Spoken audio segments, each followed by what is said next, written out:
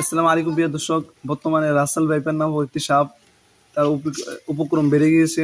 বিশেষ করে নদী অঞ্চলে, সিলেট, চাঁদপুর, নোয়াখালী, বিশেষ করে নদী অঞ্চলে সাপটির উপক্রম বেড়ে গিয়েছে। সাপটি অনেক বিষাক্ত, যাকে দংশন করবে সে সাথে সাথে মারা যাবে। অতএব আমরা সকলে সাপটি থেকে সতর্ক থাকব। আল্লাহ তাআলা যেন সকলকে এই সাপের দংশন থেকে হেফাজত করে।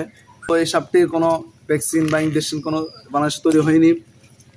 আশা করি সকলে এই সাপটি থেকে সতর্ক থাকবেন।